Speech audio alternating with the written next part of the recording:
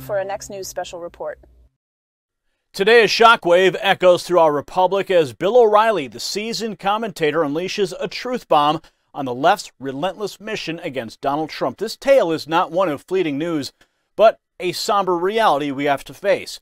In a candid conversation with Tucker Carlson amidst the GOP debates at the historic Reagan Library, O'Reilly uncovers the roots of disdain towards Trump within the core of Washington, D.C.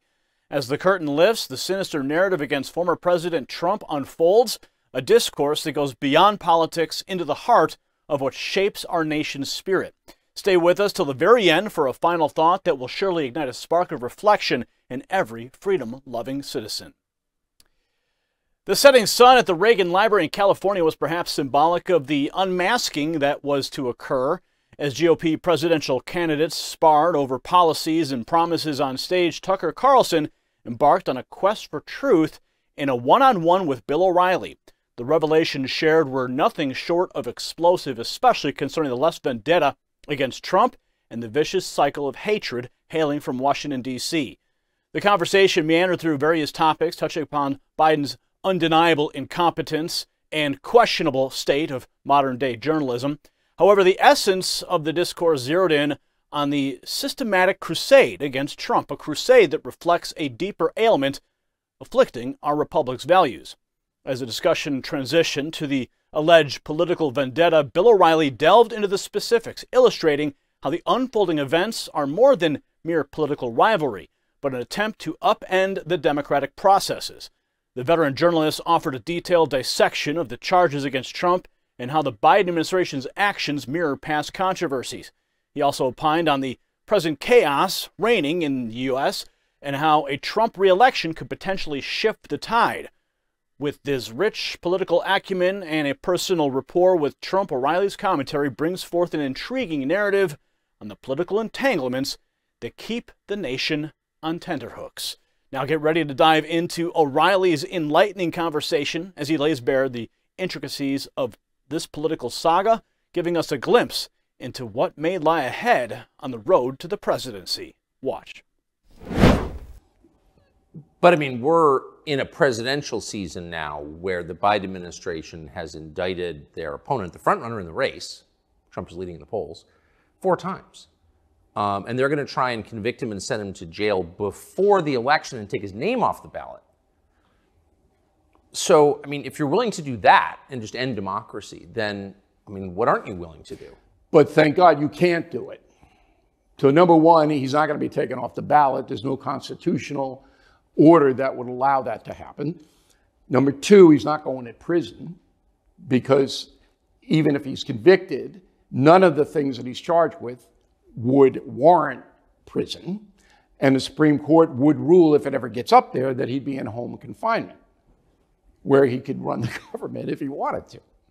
If he wins, he'll be confined to the White House or whatever. But none of that's going to happen.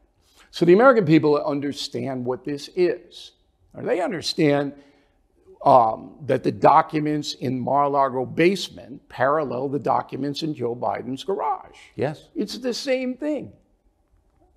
But one guy gets raided and charged, and the other guy, real quick, who's the special prosecutor looking into the Biden documents?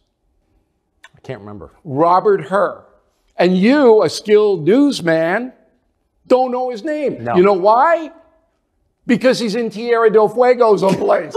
He's gone. Oh, he's going to investigate. See ya, I'm going to Sri Lanka. Nobody's heard a word about him. Does it really take 9 months to figure out why Joe Biden illegally, because he was vice president, had no right to take anything, had documents in his garage? Does it take 9 months to do that? No. Has Joe Biden been interviewed? No. Has Jill Biden been interviewed? No. I think they should interview Hunter Biden because Hunter Biden probably tried to sell the documents to someone. That's a joke. That's a jest for you Media Matters people watching now. Okay? So American people know the fix is in. Now, that doesn't excuse Donald Trump for taking the documents. I don't know why he took the documents. He's never going to read the documents. Why did you take them? And when they asked for them back, why didn't you just give them back? Just make a copy of them if you want to write a book or whatever and give them to the archives. He's annoyed. It didn't feel like it. Yeah. I don't know. I don't know. But anyway, So what happens? I mean, Trump gets elected? Trump could get elected, sure, absolutely. But the system, the entire federal bureaucracy, the biggest system in human history, has decided we're rejecting this organ. We don't want this. So, well, they decided that in 2016. yeah, exactly. And look what happened. But see, that's the diminishment. You asked about cable news earlier in the interview, and I said it's still going to be there, but it's not going to be what it was. Right. It's not going to have the influence that it had. Okay? It's the same thing with the federal government. It's going to be there. But now, if you're indicted, people look at the indictment, they go, you know, we know why this is happening. Most people do. And so, it looks like Trump's going to walk into that Republican nomination with no problem at all. That's what it looks like right now. Do you think he'll be writing Killing Trump at some point? I wrote it, The United States of Trump, and I wrote that book. If you really want to know who he is and how he got that way, right, you read The United States of Trump. But so you don't think we run a risk of entering like an actual period of chaos? We are in the chaos now. Yeah, it seems Carlson. that way. It seems that way. We're there. But do you think if Trump gets elected that he'll be able to stand in Washington on January 20th, 2025 and accept the presidency? Look, Trump will do what's best for Trump. I've known him more than 30 years. That's what he's going to do. So if it's best for Trump to stand there on Inauguration Day and give a speech, he'll do it. But what Trump can do, if he's elected, is stop the age of disorder. Yeah. He can stop it. You could close the border tomorrow. All you have to do is write an executive order that says we're suspending all requests for asylum for 6 months until we can get this thing under control. Put some troops down so there. We're not taking any more. We could do that tomorrow. Trump knocked it down about 80%, the migration across, by making a deal with Obrador. And I know this because I was in on that deal. And I said to Trump, and I've never said this before, but Carlson's kind of like a hypnotist. He looks at you and you get hypnotized. So I'm going to tell you something that's interesting. I never call Donald Trump, but he's a friend of mine. But I never call him. But he calls me occasionally when he wants some comic relief. Now, I have another clip from this interview that we're going to play in a moment, but imagine your body politic being entrapped in a torrent of toxicity, much like toxins invading your physical body. Here's where a well-timed intervention can break the cycle and restore vitality. It's akin to how Pure Body Extra by Touchstone Essentials can detoxify your body at the cellular level. It's not mere hearsay, but a science-backed solution formulated with zeolite. This isn't just a fleeting chance to reset. It's an invitation to reclaim a wholesome existence. Seize this exclusive offer for our esteemed viewers by heading to detoxwithgary.com. Just as a health reset is vital, so is dissecting the toxicity tainting our political discourse. Now, O'Reilly shed light on the shameful ploys to discredit Trump's contributions, even as the specter of the 2024 elections looms. The haunting reality is efforts were made to indict Trump, to sabotage his run before it even began. A systemic prejudice, as O'Reilly poignantly elaborates, veiled under judicial process, but with nefarious intentions lurking underneath. But what underpins this venomous vendetta? It's Trump's refusal to kowtow to the established norms, his disdain for superficial social circles that thrive in the underbelly of Washington, D.C. This defiance is seen as a threat to the snug positions of the bureaucrats, triggering a cycle of unfounded hatred. The disregard for customary reverence towards the elites, which Trump manifests, shakes the very foundation of their tightly knit community, pushing them to desperate measures to regain control.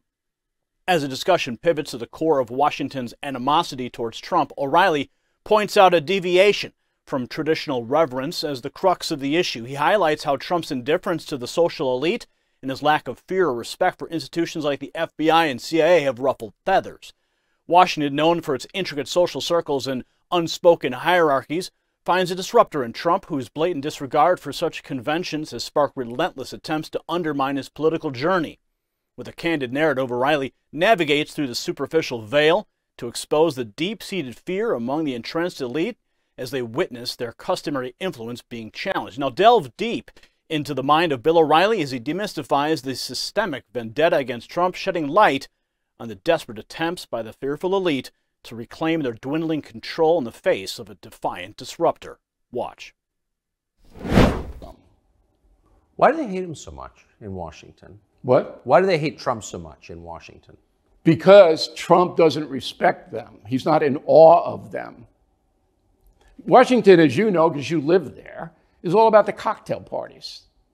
It's all about the social invitations, mingling with the powerful, going here, going there. Cafe Milano. Oh, I had dinner with Senator so-and-so tonight. That's what it's all about. Trump didn't care about those people at all. And he wasn't respectful to them. No. I mean, you know, he looked at the FBI and the CIA, and he didn't fear or respect them, and they didn't like it. The narrative unveils a deep-seated fear among the elite of losing grip over narrative control, a fear of transparency that Trump abashedly advocates for. O'Reilly's narrative does not merely uncover the superficial disdain for Trump, it delves into the fearful elite's desperate attempt to cling onto a fading semblance of control.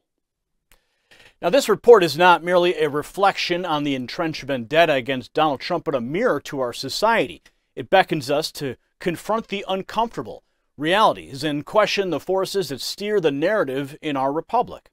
O'Reilly's candid revelation exposes a larger battle, a battle between the fear-driven suppression of truth and the bold, unyielding spirit of inquiry.